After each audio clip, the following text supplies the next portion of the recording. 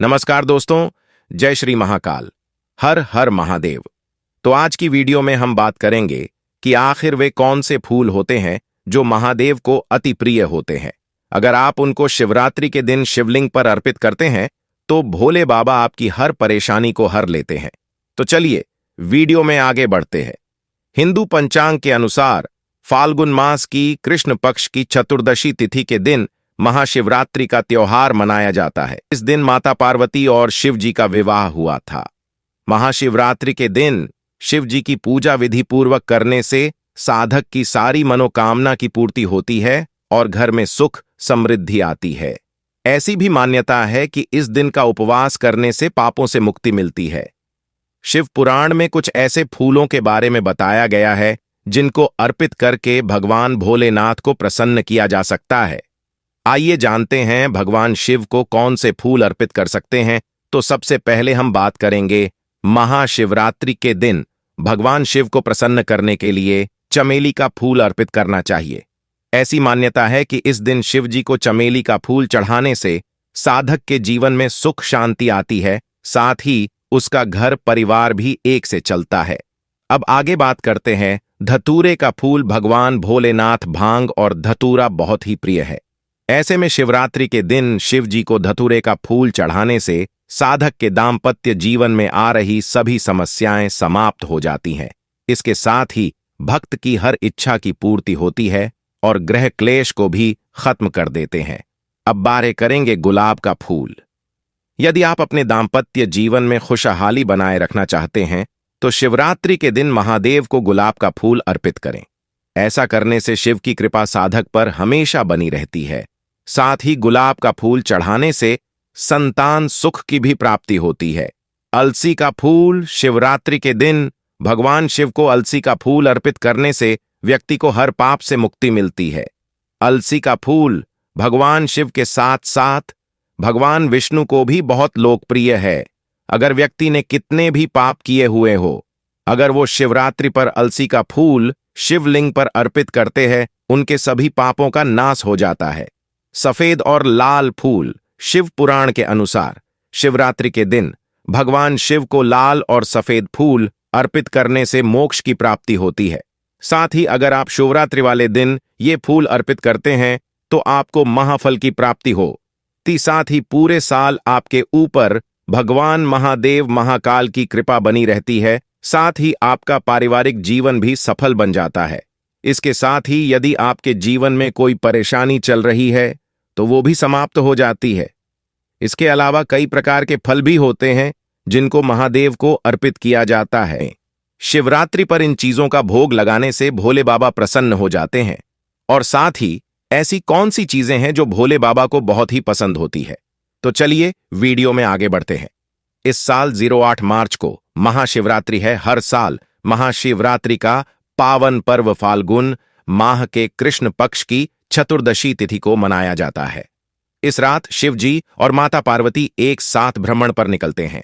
मान्यता है कि इस दिन शिव जी और माता पार्वती का विवाह हुआ था। ऐसे में शिव गौरी को प्रसन्न करने के लिए शिवरात्रि के दिन लोग व्रत रखते हैं और विधि विधान से पूजा करते हैं। इस दिन बेलपत्र, भांग, धतूरा, मदार पुष्प, सफेद चंदन, सफेद फूल, गंगा जल और गाय के दूध से भोले शंकर की पूजा की जाती है। वैसे तो शिवलिंग पर मात्र एक लोटा जल और बेलपत्र अर्पित करने से ही महादेव प्रसन्न हो जाते हैं, लेकिन कुछ ऐसे प्रसाद और भोग भी हैं जिन्हें शिव जी को अर्पित करने से महादेव की विशेष कृपा प्राप्त होती है। आइए जानते हैं महाशिवरात्रि पर किन चीजों का भोग लगाने से भोले बाबा प्रसन्न होते हैं। ठंडाई। महाशिवरात्रि के दिन भगवान भोलेनाथ को ठंडाई का भोग लगाया जाता है और इस ठंडाई भांग मिलाया जाता है जो कि शिव जी को बेहद पसंद है। मान्यता है कि ठंडाई का भोग लगाने से भोलेनाथ बहुत प्रसन्न होते हैं। लस्सी भी भोले बाबा को बेहद प्रिय है। ऐसे में महाशिवरात्रि पर भगवान शिव को ठंडाई के अलावा आप लस्सी का भी भोग लगा सकते हैं। पूजा खत्म होने के बाद इसे खुद ग्रहण और लोगों में भी प्रसाद के रूप में बांटे।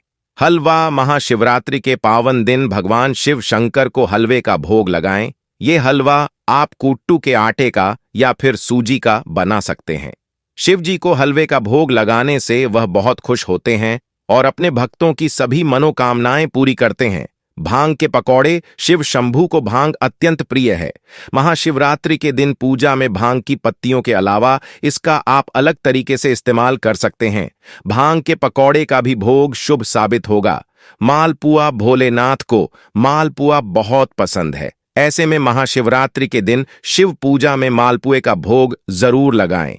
यदि आप घर पर मालपुआ बना रहे हैं तो उसमें थोड़ा सा भांग का पाउडर मिला दें। इससे शिव जी जल्द प्रसन्न होंगे। गौ माता के दूध से बनी वस्तुएं।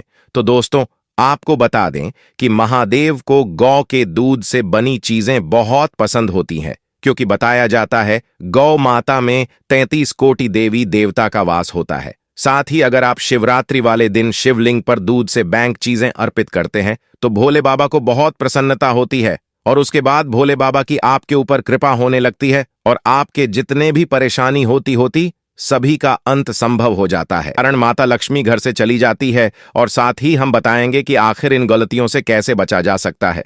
तो चलिए बात करते हैं आखिर आचार्य चाणक्य क्या कहते हैं।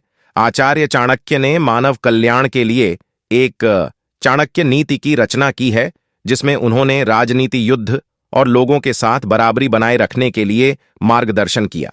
अपनी नीति शास्त्र में उन्होंने मनुष्य के जीवन के कई पहलुओं को गहराई से साझा किया है। आचार्य चाणक्य को न केवल किताबी विषयों का बल्कि जीवन की अच्छी और बुरी दोनों तरह की परिस्थितियों का अनुभव था। उन्होंने जीवन के हर पहलुओं के बारे में विस्तार से बताया है। चाणक्य ने मानव कल्याण के लिए एक चाणक्य नीति की रचना की है, जिसमें उन्होंने राजनीति, युद्ध और लोगों के साथ बराबरी बनाए रखने के लिए मार्गदर्शन किया। अपनी नीति शास्त्र में उन्होंने मनुष्य के जीवन के कई पहलुओं को गहराई से साझा किया है। चाणक्य की नीतियां आज के समय में भी प्रासंगिक हैं।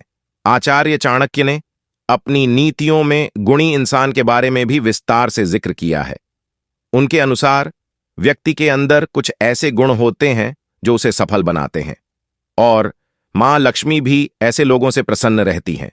चलिए जानते हैं इसके बारे में। अन्न का सम्मान।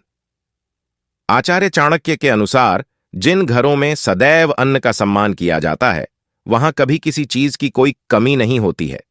मां लक्ष्मी की कृपा से ऐसे घरों के भंडार सदैव भरे रहते हैं।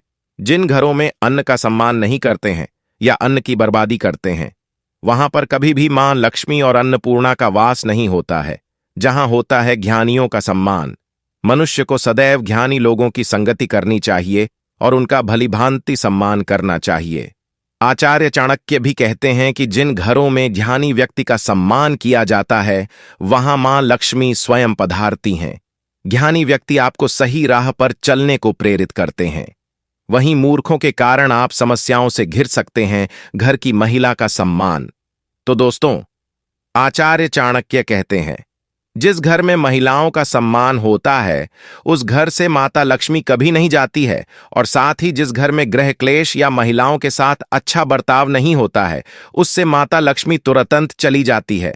घर में पूजा पाठ करना, तो आपको बता दें कि जिस घर में नियम से पूजा पाठ होता है उस घर में माता लक्ष्मी का वास बना रहता है और साथ ही जिस घर में पूजा पाठ आदि नहीं किया जाता है उस घर से माता लक्ष्मी तुरंत ही किनारा कर लेती है। गौ माता को रोटी देना, तो दोस्तों सनातन धर्म में गौ माता को बहुत पूजनीय माना जाता है। तो जिस घर में सबसे पहली रोटी गौ माता की निकली जाती है उस घर से माता लक्ष्मी कभी नहीं जाती है। साथ ही घर में पैसों बरसते हैं।